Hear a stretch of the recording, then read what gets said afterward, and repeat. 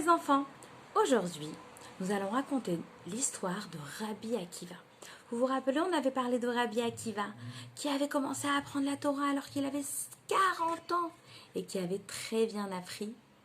Eh bien, il y a encore d'autres histoires sur Rabbi Akiva.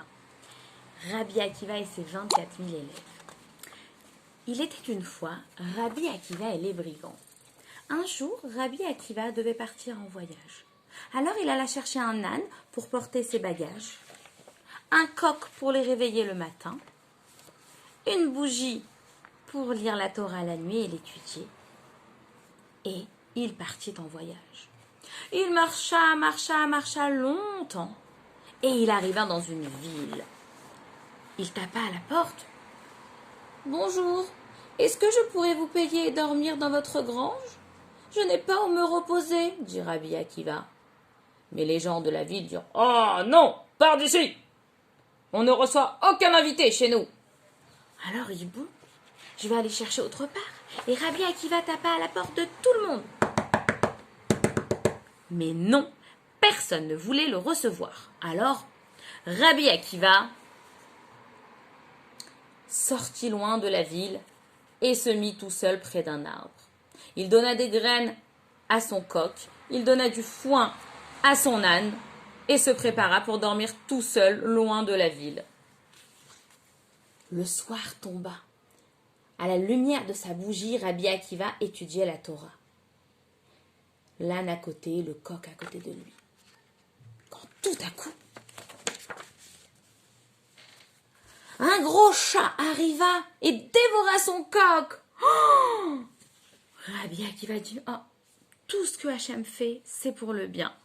C'est Hachem qui a décidé. » Un lion sortit de la forêt et en quelques secondes dévora l'âne.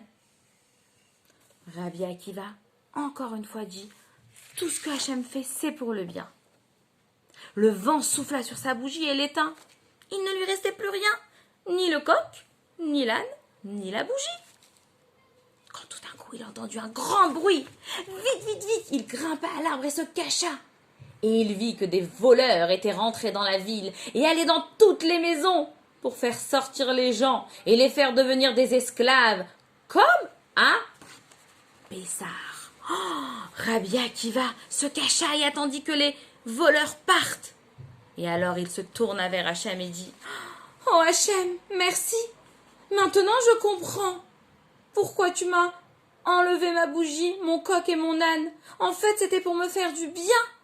Parce que tu ne voulais pas que les voleurs entendent le bruit de l'âne, du coq, ou voient la lumière de la bougie.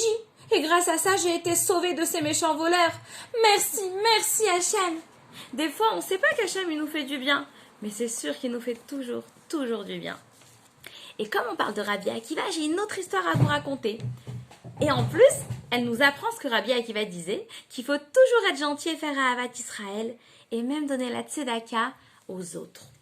La fille de Rabbi Akiva s'était mariée. Quand la fille de Rabbi Akiva s'était mariée, alors, quelqu'un avait dit « Ouh là là, le jour où elle va se marier, la fille de Rabbi Akiva va mourir. » Alors tout le monde avait eu très peur. Mais après, ils ont oublié. Et un jour, enfin, la fille de Rabbi Akiva s'est mariée. On a fait une grande fête. Quand tout d'un coup, on a entendu taper à la porte. La fille de Rabbi Akiva, la mariée, alla voir à la porte et vit qu'il y avait un mendiant qui n'avait rien comme argent. Elle lui donna sa propre assiette, son repas du mariage et partagea avec lui. Elle n'avait même pas mangé, mais elle lui a donné de tout son cœur. Elle a fait la tzedaka. À la fin du mariage, la mariée elle est rentrée à la maison et le beau peigne qu'elle avait dans les cheveux, elle l'a coincé dans les murs de sa maison. Qu'est-ce que c'était joli! Le lendemain, elle s'est réveillée et elle a voulu se coiffer. Elle a sorti le peigne et elle a vu qu'en plantant le peigne dans le mur, elle avait en même temps tué un méchant serpent qui voulait la piquer, la tuer. Elle courut voir vite son papa. « Papa, tu sais pas ce qui m'est arrivé? Sans faire exprès, j'ai mis mon peigne dans le mur et ça a tué un serpent dangereux. Rabbi Akiva dit « Oh, mais tu sais quoi? Quelqu'un avait dit que tu devais mourir le jour de ton mariage. Comme tu as donné la tzedaka aux pauvres et tu lui as donné ton assiette, ça t'a protégé la vie et tu as eu la vie sauve. Bravo d'avoir donné la tzedaka. Ça t'a sauvé la vie. Alors vous aussi les enfants, vous allez bien donner la tzedaka et tout le monde va être très content. Bonne journée.